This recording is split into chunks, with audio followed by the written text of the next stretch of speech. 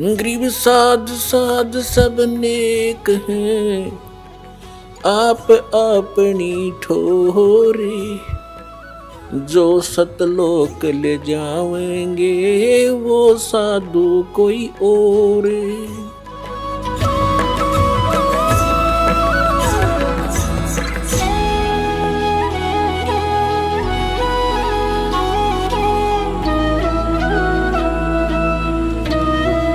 कहने का भाव पुण्यात्माओं, हम भगवान को पहचान नहीं सके क्योंकि जिनको हम गुरु मानने थे वो अंधे थे, ज्ञान नेत्रहीन थे। वो कहते मोती मुक्ता दर्शत नाही, यो जग है सब अंदरे। दिखत के तो नैन चश्म, इनका फिरा मोतिया बंदरे। किसी को मोतिया बंद हो जाता है, उसकी आंखें स्वस्थ दिखाई देती हैं और उसने दिखता कते नहीं, नपट अंधा होता है, ब्लाइंड मैन होता है वो। तो इसी प्रकार ये ज्ञान नेत्रहीन थे और दिखे थे चतुर, क्योंकि संस्कृत जाने थे। एक भाषा के जान लेने से उसमें लिखे हुए गूढ़ रहस्य को नहीं समझा जा सकता। अब हम हिंदी जानते हैं, मान ले किसी फॉरेनर ने आके हिंदी सीख ली और इसको तुलसीदास करित रामायण को ले गया वहाँ पर अपने देश में, और उसने अक्षर पैर का पता नहीं, राम कौन था, रावण कौन था, सीता कौन थी, कुंभकर्ण कौन था, विभीषण कौन था, तो उन्हें पता नहीं कि अटके बट मारेगा। हिंदी के जान लेने से उस कथा को वो कैसे सुलझा सकता है जो चौपाइयों में लिखी है। ऐसे ही वेद और ग्रंथ और पुराण और गीता जी ये परमात्मा की महिमा से परिपूर्ण है। संस्कृत के जान लेने से कोई नहीं समझ सकता जब तक ये मौखिक कथा रामायण वाली की तरह सृष्टि रचना का जिसको ज्ञान नहीं होगा। और वो सृष्टि रचना खुद रचने वाला ही बता सकता है। ठीक ठीक, अभी तक तगड़मबाजी बढ़ा रहे थे, अब प्रसंग जो आ रहा है वहीं पर आते हैं। क्या बताते हैं कि कोट जन्म तन भरमत हो गए, कुछ ना हाथ लगा रे, और कुकर सुकर खरबा बोरे, कौआ हंस बुगारे। अब परमात्मा को पहचानना एक इतना आसान हो गया। एक तो ये पहचानना है कि सारे वेद बतावें, चारों वेदों को तो हम कति फाइनल मान रहे हैं, अब भी कोई उसको न्यू कहे कि मैं नहीं मानता वेदों को, वो तो फिर भक्ति योग प्राणी है नहीं, या किसी ने भ्रमित कर रखा, उल्लू ने मूर्ख ने। जो ये कहते हैं हम वेदों को नहीं मानते, पुराणों को नहीं मानते, हम अपने गुरुओं के ज्ञान को श्रेष्ठ मानते हैं, तो सदग्रंथों को न मानना ही उनकी महामूर्खता है। और कबीर जी की वाणी भी सदग्रंथ है, वो सब ग्रंथों का ग्रंथ है, यानी उसमें ऑल इन वन है, नो समझ लो। और दूसरा वेद बताते हैं, फिर वो लीला किसने की, फिर आंखों देखा संत बताते हैं। हम सुल्तानी नानक तारे, दादू को उपदेश दिया, जात जुलाहा भेद न पाया, वो काशी माहे कबीर हुआ। आदरणीय गरीबदास साहिब जी बता रहे हैं, उनको भगवान मिले थे, जिनको वो आकर मिलते हैं अच्छी आत्मा दृढ़ भक्तों को। उनमें से एक आदरणीय नानक साहिब जी हैं, वो कहते हैं, फाई सूरत मनुकी वेश, ए ठगवाड़ा ठगी देश, खराब सियाणा भोता भार। ये धानक रूप रहा करतार। परमात्मा सतलोक से आए थे, परमात्मा उसमें समकालीन थे, इनके यहाँ भी थे, उस सतलोक में भी रहते हैं, वो हर जगह जहाँ चाहे प्रकट हो सकते हैं, प्रभु में इतनी शक्ति है। तो नानक साहिब जी को बेई नदी पर मिले थे, स्नान करने गए जब, उससे पहले भी वार्ता की थी कबीर रूप में आके, लेकिन नानक साहिब जी मान्य नहीं थे, लेकिन अंदर से टूट गए थे सच्चाई को सुन के। प्रार्थना यही करते थे, प्रभु फेर मिलो एक बाक है। आदरणीय नानक साहिब जी का जन्म पवित्र हिंदू धर्म में हुआ था। ये कालूराम मेहता खत्री अरोड़ा के घर इनका जन्म था, और इनके पिताजी जो पटवारी थे उस समय, और ये अच्छी आत्मा थी। फिर ये इन्होंने एक अपनी बहन के नगर में, जहाँ उनकी बहन ब्याह रखी थी, सुल्तानपुर शहर में अपने बहनोई की सिफारिश से वहाँ के सुल्तानपुर के नवाब के यहाँ नौकरी करते थे, मोदी खाने में। तो स्नान करने के लिए बेई नदी पर जाते थे। पहले परमात्मा कबीर जी उनसे मिले, चर्चा की और बताया कि मैं कबीर हूँ और छोटी जाति का धारणक हूँ, काशी में रहता हूँ और मैं ज्ञान की तलाश में घूम रहा हूँ। तो नानक साहिब जी ने बताया कि श्री कृष्ण जी, श्री विष्णु जी सर्वशक्तिमान हैं, ये परम शक्ति है। गीता में इसी का वर्णन किया गया है, यानी जैसा भी उन्होंने श्री नानक देव जी ने ब्रजलाल पांडे से गीता पढ़ा करते थे। जैसा भी ऐसे इन गुरुओं ने हमें ज्ञान दे रखा था, उसी आधार से नानक जी ने बहुत अपना सुनाया कि ऐसे है, श्री कृष्ण सर्वेश्वर हैं, सर्वशक्तिमान हैं, इन्हीं की भक्ति से मोक्ष होगा। तो परमात्मा ने उनसे 7 श्लोकों के उत्तर पूछे थे नानक साहब जी से। एक तो ये पूछा था कि यदि श्री कृष्ण जी सर्वशक्तिमान हैं, चौथे अध्याय के 5वें और 9वें श्लोक में, दूसरे अध्याय के 12वें श्लोक में, 10वें अध्याय के दूसरे श्लोक में कहता मेरी तो जन्म मृत्यु होते। 18वें अध्याय के 62वें श्लोक में ये किसको किसकी शरण में जाने को कह रहे हैं, पूछना आपके ब्रजलाल पांडे से। 7वें अध्याय के 18वें श्लोक में अपनी गति को अनुत्तम कह रहे हैं। उत्तम पुरुष है तू अन्य वो कौन है। चौथे अध्याय के 34वें श्लोक में कहा कि तत्व ज्ञान तो कोई और है, ये गीता वाला ज्ञान तत्व ज्ञान है, इसको संत बतावेंगे।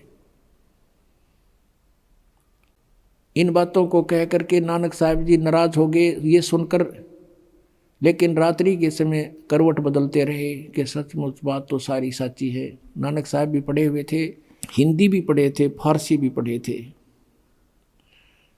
उन्होंने गीता जी को देखा, एक आध ब्राह्मण से बात करी, किसी के पास उत्तर नहीं था। तो ऊपर से तो वो कबीर जी को धमका कर आगे थे कि तू गलत बोलता है तो मुसलमान दिखाई देता है। तो परमात्मा चले गए थे उस टाइम। कुछ दिनों के बाद उसको ऐसी कसक लगी नानक जी को, अंदर से रोने लगे, तड़पते थे। एक बार फिर मिले महाराज, फिर बात करेंगे। वो फिर दोबारा फिर मिल गए 15-20 दिन के बाद। उस समय केवल नानक जी को दिखाई दे रहे थे, अन्य को नहीं। कुछ देर बात हुई थी, फिर नानक जी ने, क्योंकि वो मन नहीं टेकता जल्दी सी, उन्होंने कहा था कि मैं इस दरिया में छलांग लगाऊंगा, मुझे ढूंढ देना। नानक साहब जी ने दरिया में छलांग लगा दी। परमात्मा ने उनको गुप्त किया वहाँ से, और पीछे जाकर 3 किलोमीटर पीछे को, जहाँ से अप स्ट्रीम में ले गए, जिधर से पानी बहता रहा था। और वहाँ उनका शरीर एकांत स्थान पर रख दिया। आत्मा को लेकर सचखंड गए। सचखंड में देखा कबीर परमेश्वर दो जिंदा महात्मा के रूप में वहाँ उनको मिले थे। उसी रूप में ऊपर सतलोक में पहुँचे, और परमात्मा सतपुरुष बैठे थे तख्त के ऊपर, ऑल ओवर कंट्रोलर की चेयर पे, उस सिंहासन पर। तो नानक साहब ने सोचा कि परमात्मा यू है, सतपुरुष सतपुरुष ये है सामने बैठे सिंहासन पर। और कबीर जी एक सिंपल बेस में जिंदा महात्मा के रूप में, साधु के रूप में, और ये यहाँ का नौकर होगा कोई कबीर। तो नानक जी ने सोचा। अब उस समय तक परमात्मा ने ये डिस्क्लोज नहीं किया। जब पहले रूप में मिले थे, वो जब तो कबीर रूप में मिले थे, दोबारा जब आए जिंदा महात्मा का रूप बना कर आगे, शरीर दूसरा था, चेहरा नहीं मिल रहा था बनारस वाले। फिर उनको लेकर गए ऊपर। ऊपर जाकर क्या देखा, कबीर जी जो जिंदा महात्मा के रूप में गए थे, और दूसरा उन्हीं का रूप बैठा था। तेजों में करोड़ सूर्य मिला दे करोड़ चंद्रमा, ऐसा एक रोमकूप की शोभा।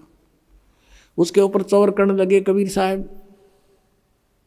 नानक जी ने पक्का हो गया कि सतपुरुष अकाल पुरुष तो यूँ है, ये बैठा तख्त पर जेड़ा, ये नीचे से ये बाबा जी आया महात्मा, ये इनका नौकर है। इतने में क्या हुआ, वो तेजों में शरीर वहाँ से उठा अपने सिंहासन से, और कबीर जी नीचे से जिंदा महात्मा वाले रूप में गए थे, वो विराजमान हो गए। उस समय उस परमात्मा का वो रूप जो बना, जब सिंहासन पर विराजमान हुए, जो अकाल मूर्त तेजों में शरीर वाला था, वो चवर करने लगा। उस कबीर परमेश्वर जिंदा वाले बाबा वाले महात्मा वाले स्वरूप के ऊपर चवर करे नौकर की तरह। उस समय परमात्मा का जो स्वरूप बन गया वो कबीर जी वाला बन गया, जो धारणक रूप में, जो लाहे रूप में बनारस में थे, और जो पहले नानक जी को मिले थे। और वो तेजों में शरीर जो था कबीर जी के जिंदा महात्मा वाले शरीर में समा गया। अलग कोई नहीं रहा, ओनली वन गॉड है, एक परमात्मा कबीर जी विद्यमान थे, बनारस वाले धानक, ऑल ओवर कंट्रोलर की तख्त पर, सिंहासन पर। अब नानक साहब से कहा कि जा तीसरा दिन हो गया। इस तरह परमात्मा ने सारे ब्रह्मांड दिखाए, ब्रह्मा विष्णु महेश दिखाए, उनकी रचना बताई, कैसे इनका जन्म हुआ।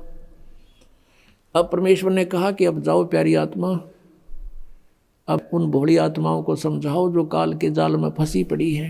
अब वहाँ जाकर के प्रत्येक आत्मा ये चाहती है मैं वापस ना जाऊँ उस गंदे लोक में। नानक जी ने प्रार्थना की, लेकिन परमात्मा ने कहा अब जाओ, आपकी आवश्यकता है वहाँ पर, मेरे गवाह बनोगे, लेकिन ऐसे नहीं मैं रख सकता, आपको ये भक्ति करनी पड़ेगी सतनाम की, और सतनाम बिना मोक्ष नहीं हो सकता। ये 2 अक्षर का नाम है, यानी पूरा ज्ञान उनके अंदर फीड कर दिया। अब उधर से नानक जी को मर्त जान करके डूब गया दरिया में, उसकी खोज शुरू होगी। नवाब ने भी खोज शुरू कर दी, गोताखोर लगा दिए, जाल डाल रहे हैं इधर जिधर डाउन स्ट्रीम में, और नानक जी उनका शरीर रखा 3-4 किलोमीटर अप स्ट्रीम में, जंगल में। तीसरे दिन वो आत्मा वापस भेज दी भगवान ने उस शरीर में। नानक जी वहाँ से उठकर सुबह सुबह फिर उसी दरिया पर आकर खड़े हो गए जहाँ लोग स्नान करने जाते थे, और वो भी जाया करते थे। कहाँ तो हाहाकार मची हुई थी, और मर गया डूब गया, मर गया डूब गया। उधर क्या देखा, वो तो सामने खड़ा है, सारा शहर उमड़ गया देखने के लिए। तब नवाब की नौकरी त्याग दी और कहा कि अब सच्चे सरकार की नौकरी करेंगे। तो फिर वो इस खोज में परमात्मा ने कहा था कि मैं बनारस में हूँ, काशी में, और वहाँ आ जाना, सतनाम दूंगा, और सतनाम बिना मोक्ष नहीं, और वो काल का लोक। तो सतनाम प्राप्ति के लिए, और नानक जी ने वाहे गुरु कहा था कि वाहे गुरु। जब अकेले रह गए ना तख्त पे कबीर जी सतलोक में, और दूसरा रहा नहीं भगवान, जब ने कहा था वाहे गुरु, सही रास्ता दिखा दिया। और स्वयं भगवान वाहे गुरु, वो नीचे आ गया। नीचे आकर उसके मन में रट लगी कि वो ही गुरु मिला जो सतनाम दे। और ये 7 श्लोक जो परमात्मा ने प्रसन्न किए थे नानक जी ने, ये 7 श्लोक उसने नोट कर लिए। जो भी कोई ब्राह्मण विद्वान मंडलेश्वर उनको मिला, उनसे 7 श्लोक करते थे। बताइए 18वें अध्याय के 62वें श्लोक में यो गीता ज्ञानदाता किसकी शरण में जाने को कहता है। फिर वो करते फरड़ अपनी शरण में कहता है, अपने बारे में कहता है, छड़ दे गल। फिर वहाँ से चल पड़ते थे। वो न्यू पहचान करते जा रहे थे कि कौन से हैं वो भगवान। अयु ज्ञान जब स्वर में बोलेगा वो सही गुरु वही पाएंगे असली तक। उनकी खोज करनी थी, कहीं महात्माओं में यही छुपे ना हो। पहली उदासी यानी कति मायूस होकर यात्रा की थी, उसको प्रथम उदासी कहते हैं।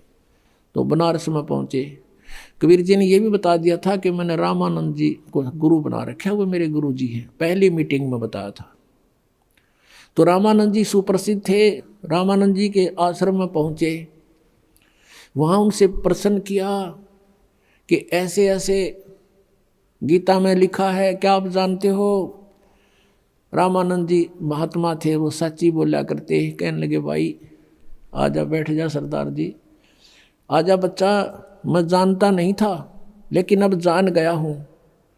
मैं नहीं जानता था, मैं विद्वान पाक रहा था, लेकिन मुझे कख का पता नहीं था। वैसे तो वो मेरे को उन्होंने वचन दे दिया, वो भगवान है, परमात्मा है, अब मालिक हैं, सतपुरुष हैं, और मेरे को उन्होंने अपनी सतीति ऊपर दिखा दी सारी। लेकिन उनकी आज्ञा का मैं पालन कर रहा हूँ। वो मेरे शिष्य नहीं है, मेरे गुरु हैं, लेकिन मर्यादावत उन्होंने कहा कि मुझे आप अपना शिष्य ही मानोगे। वो मेरे शिष्य कहो, मेरे गुरु कहो। और भाई उस कबीर जी ने मुझे यो ज्ञान बताया है। तो नानक जी ने कहा कहाँ मिलेंगे वो, कि अभी आएंगे शाम को यहाँ पर। नानक जी ने सोचा इतनी देर कौन डटा भगवान पृथ्वी पे, और हमने उसके लिए खोज के लिए सिर दे रखा। कहने लगे महाराज मुझे एक रास्ता बता दो, कहाँ है वो? कि वो अपनी झोपड़ी में होंगे। एक सेवक भेज दिया कि जाओ झोपड़ी पर छोड़ के आओ। अब जाकर देखा उस परमात्मा को, खड्डी में कपड़े बुने दानक का काम करे थे, उन ठानी जानते पता था। तो आव एक आत्मा प्यारी, जब देखा वहाँ पर सतलोक काला नज़ारा सारा दिखाई दिया। ओए होए, कहते झांकी वे कबीर की नानक की तीवा, और वह सिखा के गलपड़ी कौन छुटावे था। अब जैसे कबीर जी का वहाँ देखा सतलोक में, ओए होए, फिर वहाँ बैठे दिखे वाहे गुरु, और कहते वहाँ एकदम इतनी उमंग में भर का आवाज़ लगाने लगे। फाई सूरत मलो की वेश, ए ठगवाड़ा ठगी देश, खरासियाना बहुता बार, देखो ये धानक रूप रहा करतार। कि ये ठग है, हमें मूर्ख बना रहा है, बका रहा है। जैसे प्यार में क्या करें, ठगे और आँखों में पानी भर रखा। सारे जुलाए इकट्ठे हो गए वहाँ के, कहते हैं ये भगवान है, परमात्मा ये है, पूर्ण ब्रह्म है। अब कहते हैं घर का जोगी जोगड़ा, बाहर का जोगी सदे। वो दुल्हाई वहाँ के उसको एक आम सिंपल मैन मानते थे। वो क्या कहते हैं, ये देखो पंजाबी है, पंजाब तो आके पागल बन गया, इसने भगवान बतावे, नीरू के बेटे ने। किससे का ना तसल्ली हुई। तो परमात्मा ने कहा, प्यारी आत्मा अब इसने राज रख, थोड़े दिन गुप्त रखना, जिक्र ना करना, तेरा भी दिल तोड़ देंगे ये। अपनी भक्ति करो और प्रचार करो इस ज्ञान का, और ज़्यादा डिक्लेयर ना करना, अभी इसको गुप्त रखना हमने कुछ दिन। तो कहने का भाव ये है कि जिनने महापुरुषों ने भगवान मिला और जिनको हम मानते हैं वो परमात्मा से मिले, और उन्होंने बताया है कि धानक रूप रहा करदार, हक्का कबीर करीम तू बे ए परवरदिगार। गुरु ग्रंथ साहिब के 721 पृष्ठ पे लिखा है कि एक अर्ज गुप्तम पेश तोदर कून करतार, हक्का कबीर करीम तू बे ए परवरदिगार। हक्का कबीर माने सत कबीर।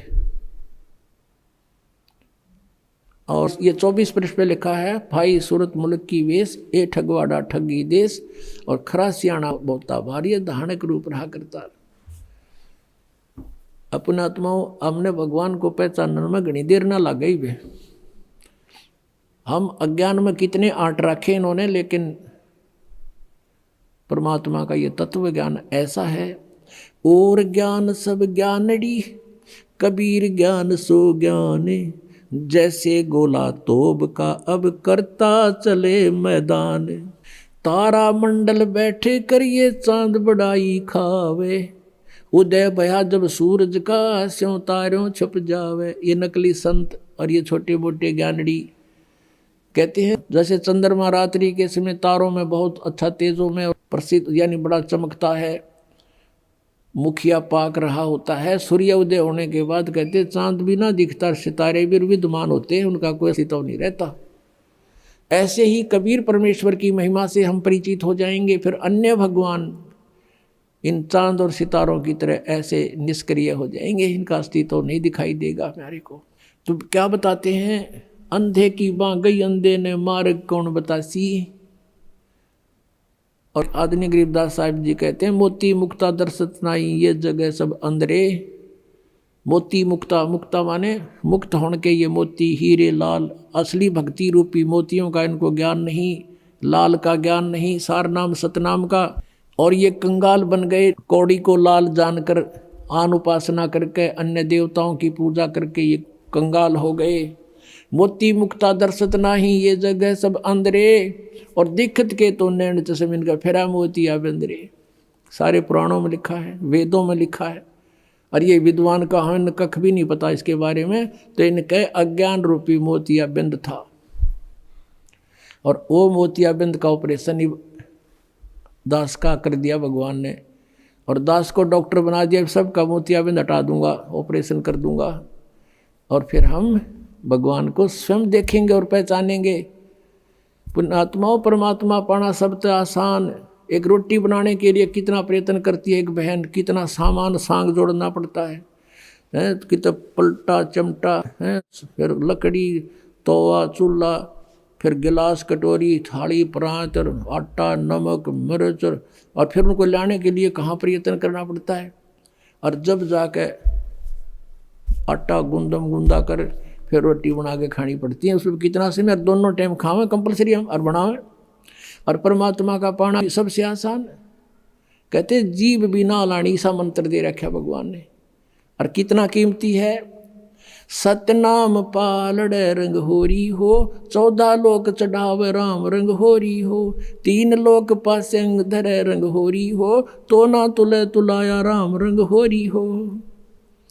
अब इतना धनी बनाने का, सतलोक जाने के लिए हमने घनी भक्ति चाहिएगी, और मौखिक जाप और अन्य जापों से लाभ नहीं होगा। ये जो मंत्र है सतनाम का 2 अक्षर का, इसके जाप करने से हम भक्ति धन से गर्क हो जाएंगे, हम फुल्ली चार्ज हो जाएंगे। जब हम यहाँ से चलेंगे, जितने हम वहाँ से चार्ज होकर आए थे उतना ही चार्ज होकर वापस जाएंगे वहाँ पर।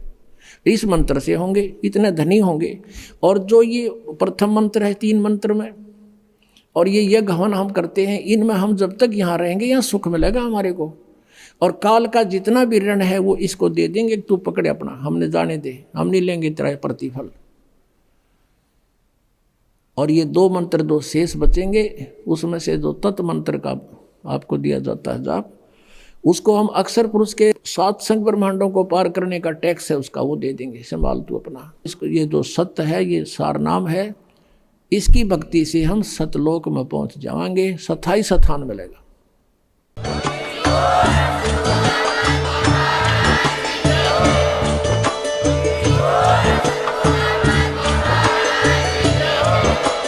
आप सुन रहे थे जगत गुरु तत्वदर्शी संत रामपाल जी महाराज जी के मंगल प्रवचन। अधिक जानकारी के लिए विजिट कीजिए हमारी वेबसाइट www.jagatgururampalji.org। संत रामपाल जी महाराज जी के शुभ आशीर्वाद से पूरे विश्व भर में 500 से भी ज्यादा नाम दीक्षा केंद्र हैं, जिन पर संत रामपाल जी महाराज जी द्वारा ऑनलाइन निशुल्क नाम दीक्षा दी जा रही है। अपने नजदीकी नाम दीक्षा केंद्र का पता करने के लिए संपर्क करें 8222880541।